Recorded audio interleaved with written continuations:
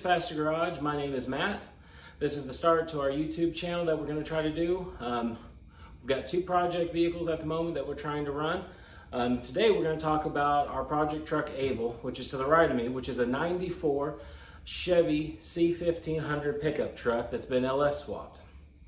Now, this truck we do drag and drive events with and local stuff, pretty much anything. It is our all-around hoonigan vehicle that we beat on, and it does it very well. It's a very fun truck, slow but fun. Now, like the name implies, this is going to be a YouTube channel about making stuff faster. Doesn't matter if it's roll racing, dig racing, anything. Just as long as we're making it faster, we're doing our job. So what we've got is we've got a few issues with the truck, two in particular, and I want to get those fixed before we add more power to it. So currently issue number one is the 4L80 obviously is computer controlled, and that's kind of causing me an issue. I've got some good tuners around me, but unfortunately I really want a manual valve body kind of feel for this truck, and that's one thing we're going to do. We're going to convert this truck over so that it shifts manually, but without a valve body modification. This is actually electronically that we're going to do this, and we're going to basically fix a shifter issue with it.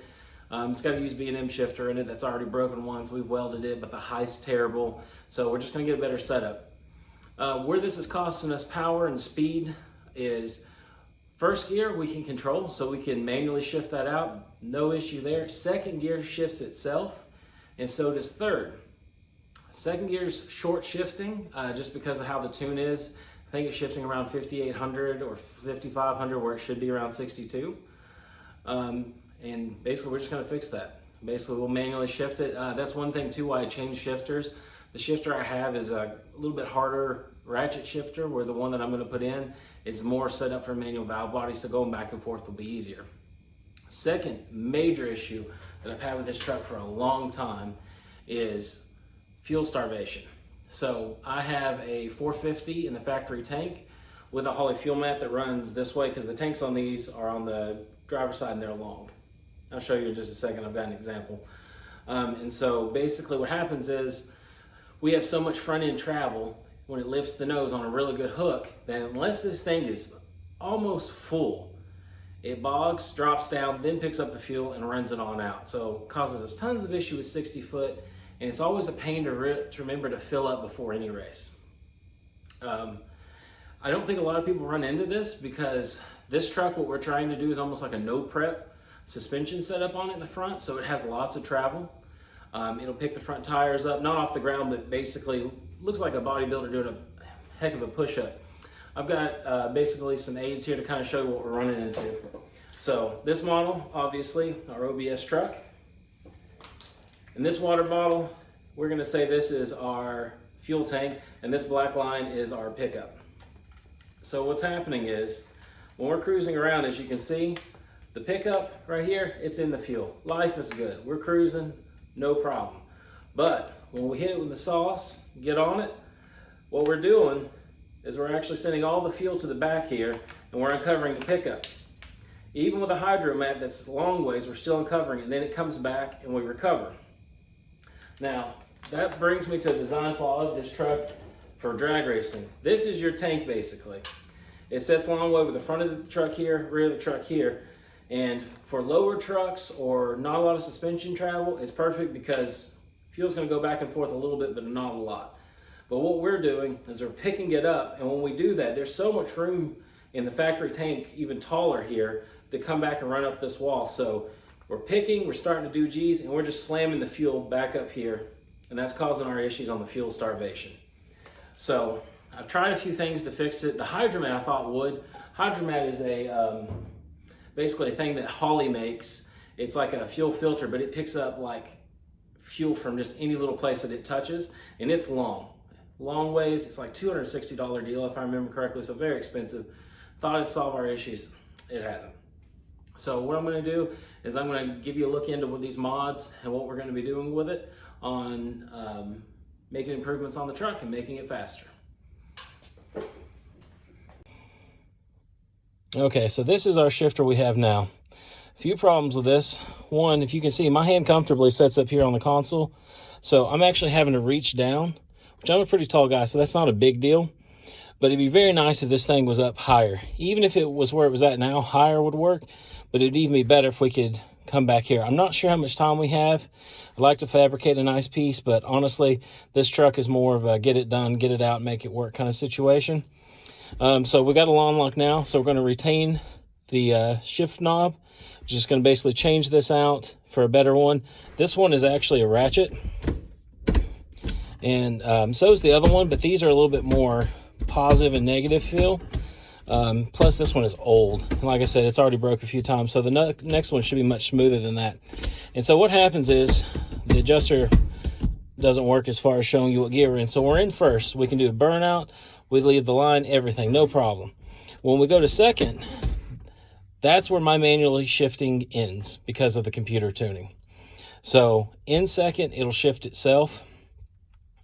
And like I said, it's short shifting. There's nothing I can do about it. Same thing with third. Shifts itself as well. The other thing too is when you get back under a certain speed, if you're in the wrong gear, if you're like, say, in second when you should be in third, even though it auto shifted, it tries to go back to that gear, and it's just a nightmare. I'm sure it's hard on the transmission. Now, one feature that we're going to keep is what they call a sloppy trans brake, and that's what this is. You go into the dash, activate, hear that click? What this does is when you're leaving the line, it keeps you in third gear. So when you pull up, you're in first, you activate the switch up there, and it'll actually put you in third temporarily. The reason it does that is so that the torque multiplication is pulled from torque multiplication is pulled, so basically you're not pushing through as hard, your brakes and everything. So it gives you some more RPM on the foot brake, when you foot brake at the drag strip. There's a slight delay when you release. It's not like a true trans brake, so basically there is a slight delay. But for instance, normally I can foot brake up to about 3,000, 3,200. Testing that, a lot of times I can get almost a 4, which is a huge difference leaving. So we're going to retain that, and I'll show you the little piece of hardware that's going to let us manually shift and keep that going. All right, here's our hardware that we picked up. The shifter that I actually picked up is the Quicksilver, which is right here. This is the black chrome version. To me, the chrome didn't match the truck because this truck's kind of a sleeper and rough. But this is just your standard deal, backwards, forwards, but this articulates a lot easier than the one in the truck. Might be due to age, but I think these are a little bit different design than the one that's in there. So that's pretty straightforward. We have a mount here that's adjustable to pick it up off the floor. I'm not sure if this is going to work how I want. One, it doesn't fit the other parts because this is like the cover for the shifter very well. So I'm going to have to look into that. This is pretty cool. This is very simple to do with a 4L80. This basically plugs in. As you can see, you've got 12 volt power, a good ground, and then they've got wiring for the trans brake and then lockup. So basically, if you wanted to do this, power, ground, and then a switch for the lockup. And this makes your 4L80 or 4L60 completely manual, which is really what we want. So basically, whatever gear you want it to be in, it's going to be in. It's going to be like the old school C6 when you had it in your Fox body, or Turbo 400 when it was in the Camaro. Basically, whatever gear you have it in, that's where it's going to be. And for racing for us, that's really good. One, this will also let me short shift. This is a nitrous truck, so if the wheel speed gets away from us, we'll be able to knock the gear up. Okay guys, so this is the mock-up on the shifter. We've already cut off our little stand here. The foot here will actually be turned straight this way, but this is just still left the old one in case we move the truck in and out working on stuff. So basically this is going to stand up here like this. I'm actually going to mount this shifter straight on. It looks like it's going to be more, when you're cruising in the car, it's going to be better to be like relaxed back through here, shifting up and down, and then you'll just have to go a little bit further for park. So yeah. So we cut off the front here. We're going to extend this back here. I'm hoping the way that this will work out is once this is welded down, it'll actually push the seat down just a little bit. And basically, with it bolted in the front, being extended here with a little bit of a support and being on the seat, it'll be pretty solid. A little cushion for it's fine, but don't want a whole lot. And you actually put a lot more pressure on these shifters than you realize when you're in the moment. But yeah, so that's what we're going to do. And like I said, so I've just got this mounted down, but this part is actually going to be turned probably straight like that.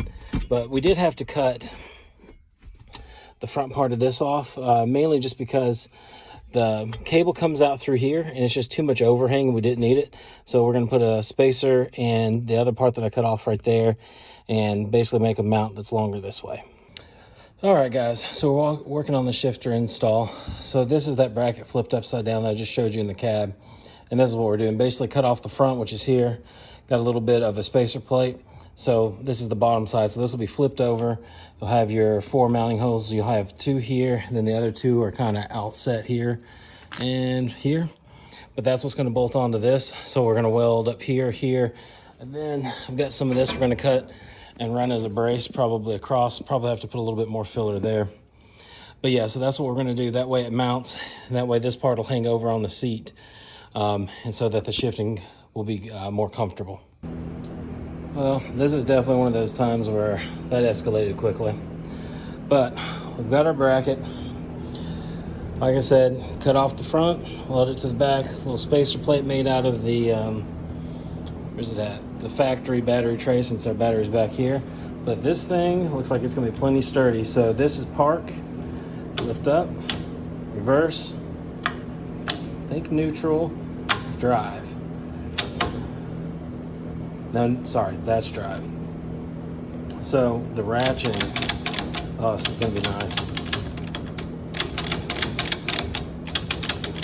Very fluid. What I was really afraid of is with the point being here, this flexing too much, but you can see as I go, it does flex some, but the whole truck's moving, so I think we're good there. The bolts, obviously, this was for going through the floorboard. This part's no longer going through the floorboard, so I'll switch these out for some shorter ones and try to use those for that base. But yeah, let's go in the cab and mock it up and see what it looks like. All right, I'm still having to hold it up just because of the angle, but this is where it's going to rest. Now, I still have those longer bolts, like I said, so I'll have to get rid of those. But this thing should come out to be about right here. As you can see, my arm has to go up some. When the shifter's all the way back here, though, I think it should be fine. When I move the old shifter, I may play with moving it forward just a touch. The other thing is, I think the handles on these 2 shifters are the same, so I may sacrifice. All right, continuing the shifter install. Old shifter's out. Some of the wiring from the other shifter that we can reuse. Obviously, the cable. These are neutral safety switches. New mount. So the new mount's probably going to go probably somewhere in there like that. Now, as far as the carpet goes, this carpet is old and nasty. So I'm going to probably just cut another square, and it's going to look terrible, to be quite honest. The reason I'm leaving it for the time being, some of the races that we're in, you have to have carpet, so it's a street car, because they don't want you lightening it up a whole lot and all that craziness. But when I get a chance, I'm actually just going to put a rubber mat back in here. Probably put some dyno mat underneath this or stuck to the tunnel. But for the time being, just cut the hole, put it there. I do have a piece of metal. I may go here, or this might be a good time to look for some kind of cheap aftermarket cup holder to set here to cover it. So we may do something like that, but for here, we're just going to cut straight in and drop it in and roll. All right, so this is what we're roughly looking at shifter placement. I think this is about as good as this is going to get. I'm not a huge fan of like the plastic hanging over. And I thought about making a plate that would go under. You can kind of see my fingers here. Oh, take this out. You can kind of see my fingers here, about making a plate that sandwiches in between that this actually sets on the plastic. What I'm worried about with the plate is if someone hits it with their leg, it's going to maybe come out and cut them a little bit because it's a metal plate, even if I, bevel the edge a little bit. So I think for right now, we're just going to try this. But this should be optimal for racing because it's just right here. Hand's still a little lifted, like I said. May have to cut this down so it's here. That's the general what I'm looking for. So basically what we're going to do now, cut the holes in the floor, get this all set up for height, and then we're going to weld our bracket down here together since it's a two-piece and go from there. I will say this, like obviously these screws are here for mock-up, but this piece right here is supposed to fit like smoothly in this, and even with those screws out, this right here, this inner deal is not the same size as this. Like this thing's gonna have to be like tweaked in there, so I'm not a big fan of that with how expensive these shifters are. But I guess I'm just gonna have to get over it. But the mechanism's good. You have to bend down this little tab. I guess this is gonna be the selector, which you'll see through the glass. But yeah, we'll keep going, keep trucking along. As you can see, things have escalated more. Right off the bat, I am not responsible for the wiring in this truck. Some of it I am, not all of it. This stuff right here, I'm responsible for. This was actually cleaning up a bunch of circuits. This hodgepodge of factory stuff that gets worse as you come along on this side. Yeah, this right here, this isn't me. It's called a standalone harness. Why they didn't do one, don't know. Anyways, you can see that I've ran up the wiring for the manual control. This is what we got to get into tomorrow. We need a 12-volt key-on source, 10-amp fuse. The trans brake, I already have this set up, which is called the sloppy trans brake. So I think I can run that through with the cylinder I've got set up now. I thought we needed a ground. It's actually only 4L60. And then the last thing is going to be the converter lockup. This is going to be the one that I'm going to overanalyze and overthink way too much, because I need this where I can see it so I won't forget that it's an overdrive, so I don't have any issues. But yeah, all this is super simple. We'll get it done. Biggest hurdle now is getting the cable set. I already have a massive hole in this thing. If you can see, yeah, right there. I already have a massive hole, but it really is not looking like it's going to line up right. So probably going to have to drill another one, even though I really don't want to. But that's where we're at the moment. I'll get it figured out, but it's late. I'm tired. Shifter's mounted. Still flexes a little bit, but the motion to go through gears is awesome. 10 times better than the other one, which I have to get a cable more hooked up on it to get some feedback. So that's where we're leaving it. And this is what I was talking about. The overdrive button needs to be like here, but somebody that likes nitrous way too much, me, has used all the blanks for important race car stuff. So I'm not sure where I'm going to put it. I thought maybe like right here, but I don't want someone to accidentally hit it with their leg or something. And I thought about making a bracket that would bolt in here, weld in, and wrap around for it. But honestly, I'm ready to get this project done and back on the road. We've got racing to do. We're in the middle of it, so we'll see how that all works out. But that's it for tonight, guys. So we'll start again tomorrow.